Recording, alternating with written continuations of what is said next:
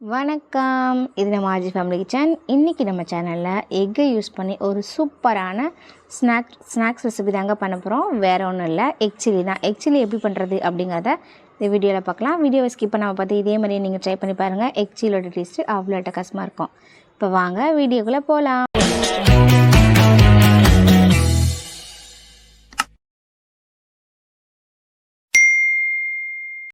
Egg chilli பண்ணுறதுக்காக 4 முட்டை எடுத்திருக்கேன்.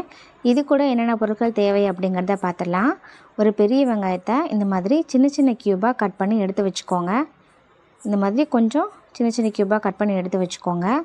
2 பச்சை மிளகாய், அதையும் பொடியாக நறுக்கி எடுத்து வச்சுக்கோங்க. சின்ன துண்டு இஞ்சி, அதையும் பொடியாக நறுக்கி எடுத்து வச்சுக்கோங்க. 2 பல்லு பூண்டு, அதையும் பொடியாக நறுக்கி எடுத்து வச்சுக்கோங்க. இப்போது இந்த பெரிய வெங்காயம் கட் பண்ணது போக மீதி இருக்கும் பார்த்திங்களா, அந்த வெங்காயத்தை நல்லா பொடியாக கட் பண்ணி எடுத்து வச்சுருக்கேன். இப்போ இதில் ஒரு கேப்சிகம் இருக்குது பாருங்கள், இதையுமே சின்ன சின்ன க்யூபாக கட் பண்ணி எடுத்து வச்சுக்கலாம். நான் அரை கேப்சிகம் எக் சில்லி பண்ணுறதுக்காக யூஸ் பண்ணியிருக்கேன். இது கூட 2 வரமிளகாயை பொடியாக நறுக்கி எடுத்து வச்சுருக்கேன். இந்த எக் சில்லி பண்ணுறதுக்கு நான் டொமேட்டோ சாஸ், சோயா சாஸ் 2 மட்டும்தான் நான் யூஸ் பண்ணிக்க போகிறேங்க. ஒரு பவுலில் நம்ம எடுத்து வச்சுருந்த முட்டைகளை உடச்சி ஊற்றிக்கலாம். 4 முட்டையை உடச்சி ஊற்றியாச்சு. கூடவே கொஞ்சமாக சால்ட் ஆட் பண்ணிக்கலாம், கொஞ்சமாக பெப்பர் பவுடர் ஆட் பண்ணிக்கலாம். ஒரு விஸ்கு அல்லது ஸ்பூன் யூஸ் பண்ணி நல்லா கலந்து விட்டுக்கோங்க.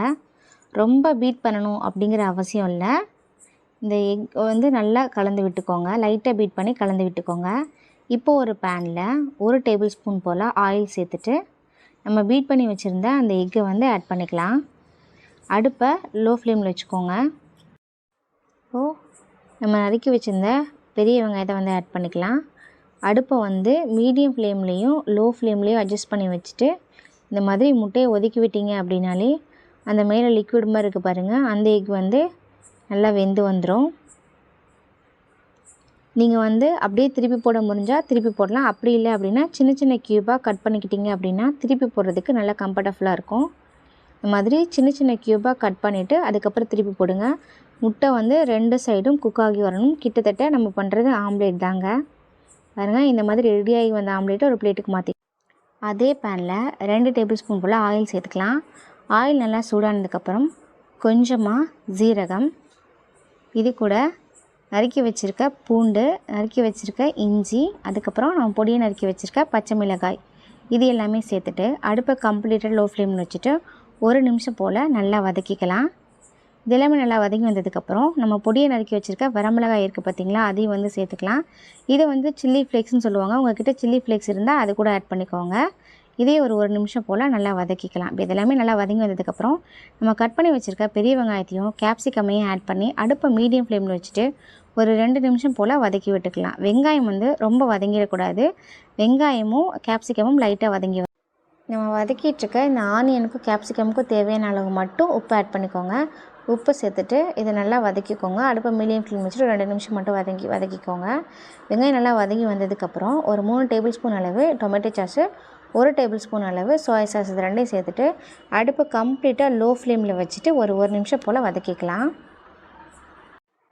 ஒரு 1 நிமிஷம் நல்லா கிளறி விட்டதுக்கப்புறம் நம்ம ரெடி பண்ணி வச்சுருந்தோம் பார்த்திங்களா அந்த ஆம்லேட், அதையுமே ஆட் பண்ணி நல்லா கிளறி விட்டுக்கோங்க. இப்போ அடுப்பு கம்ப்ளீட்டாக லோ ஃப்ளேமில் வச்சு இதை கிளறி விட்டுக்கோங்க. இப்போது நம்ம இந்த சாஸும் இது எல்லாமே இந்த ஆம்லேட்டை நல்லா படுற மாதிரி நல்லா கிளறி விட்டுக்கோங்க.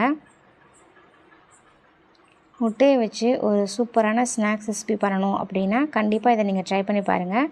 ரெசிபி பண்ணுறது ரொம்ப ஈஸி, அதே சமயம் டேஸ்ட்டுமே அவ்வளோ அட்டகாசமாக இருக்கும்.